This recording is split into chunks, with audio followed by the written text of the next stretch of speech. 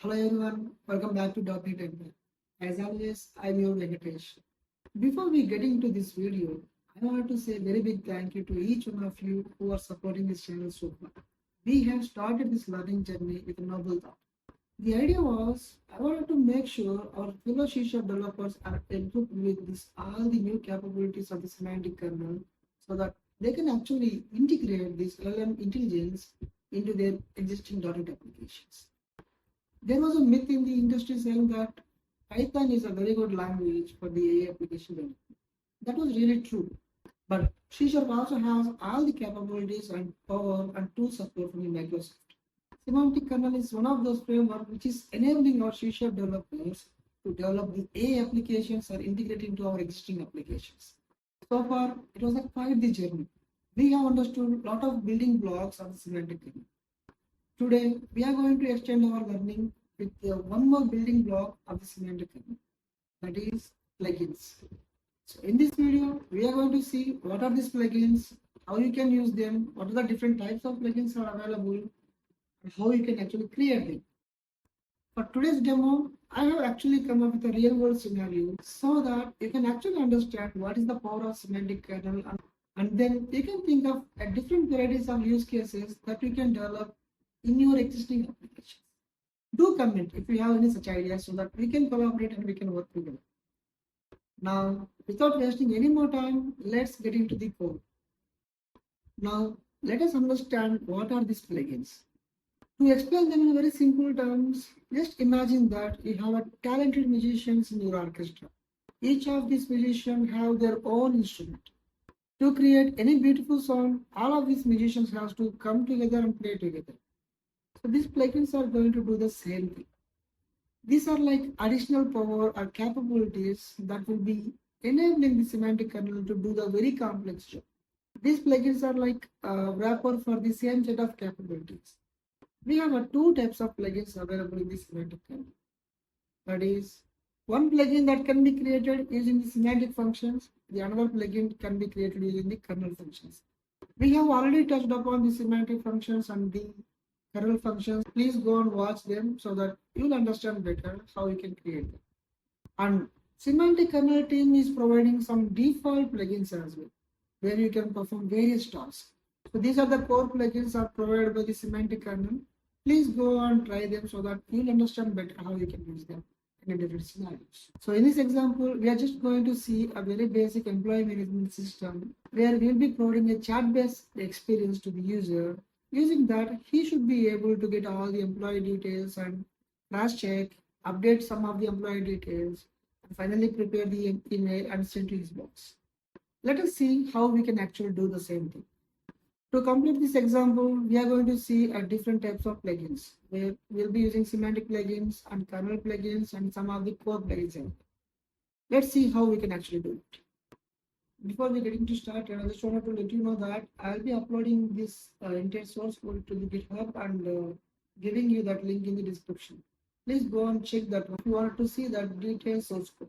To get started with this, the very first thing that you have to do is installing a couple of NuGet packages. So these are the NuGet packages that you need to install. Okay. The only thing is you need to choose this include pre-release to install these plugins.core NuGet packages because still it is in the pre-release. Then to demonstrate this one, I have already prepared these basic things like I have created a simple static class to simulate that employee database repository. Then I have created one semantic function to actually draft that email using that employee details and a couple of kernel functions to get the employees to update the work status, couple of things. So let me show you how I have structured that. If you see in the plugins project, I have created a data with employee class. So in this class, I just created some static objects to just simulate that persistent database. And then we have I created this employee plugin. So in this plugin, we are actually using the kernel functions. So if you remember, the kernel functions are nothing but a native code where you'll be writing down your native code and giving that functionality to the semantic kernel using these kernel function attributes. So I created two kernel functions. One kernel function is to get all the employee details, and another kernel function is to update the work status of the employee. And then I have created the semantic functions using this directory pattern, where I have created a structure like this, and inside that I have created one semantic function which will be under the mail plugin, where I'll be having two files. So escape prompt is the one where we will be defining what LLM has to be done. The config The configuration file will be used to set up that execution settings and input variables and the description for the function as well as the variables. Once we have all this data and semantic functions and the kernel functions, now we are going to actually register them to our kernel. Now, what I have done is I have kept all of my secrets in the app settings.local JSON file, and then I'm loading them into respective variables. So what I'm doing is I had a static constructor for this class where I'm just actually building that entire kernel and adding all the services that we need to use. Once you are done with creating the kernel object, then the very next step is registering your plugins to the kernel. If you use this import plugin from type method, it will actually enable the kernel to see using the reflection during the runtime what are the public kernel functions available in that specific type. So since we have already created our two kernel functions in this employee plugin class, I have mentioned over there. And later, I'm just actually registering our semantic plugin as well. So semantic plugin is actually present in the directory length. So there is another method in the kernel that will import the plugins from the directory. So using this method, I'm just declaring where my plugins is available. So I'm adding that plugin directory path, and then explicitly I'm just mentioning that name of the plugin. So by these three lines, we have actually registered our plugins which we have created.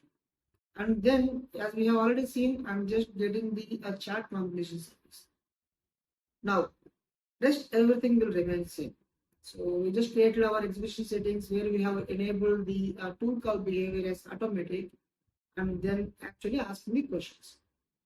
So now you have understood the basic structure for this plugins demo, where we have created a semantic plugin and kernel plugin, and we are using our core plugins as well. And also we have seen how we can actually register them in the kernel object. Now let us see by running this program. So if you want to actually see that entire trace, just make sure you are enabling the trace in the login. Now let us ask the question. So the very first question is, okay, can you list all the employees? Okay, let's see what we are going to get. If you notice here, LLM is able to get all the employee details from that employee object which we have created. Now, I think this looks good, but I feel if we can get these details in more tabular format, it will be more readable. Let me ask that question to you. I feel tabular format is more readable.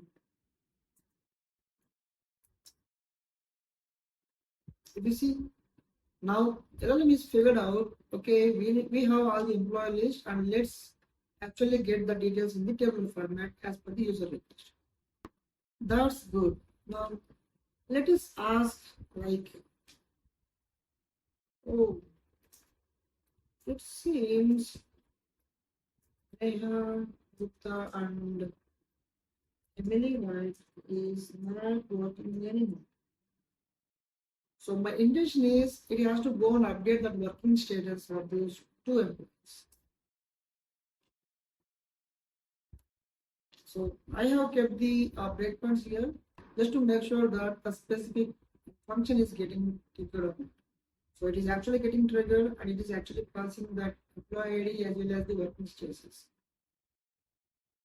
Now let's move ahead.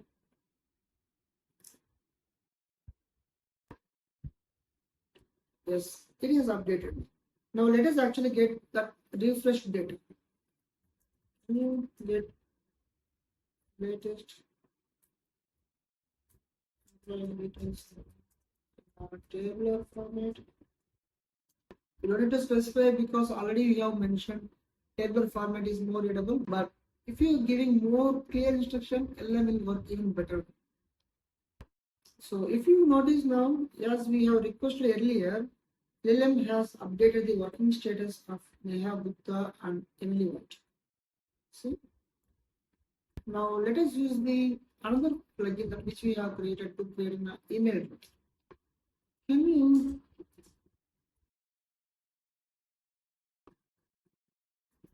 based on workflow approach?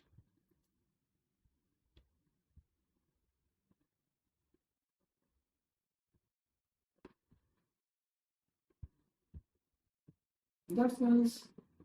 I hope now you can understand that power of the semantic kernel using these plugins. Think of any scenario in your application that can be done using the semantic kernel. Do comment in our comment box so that we can collaborate and we can work on your idea. I hope this video was helpful to you and got you some idea how it can be integrated into the real world examples. Until next video, keep watching and keep innovating with semantic kernel. Thank you.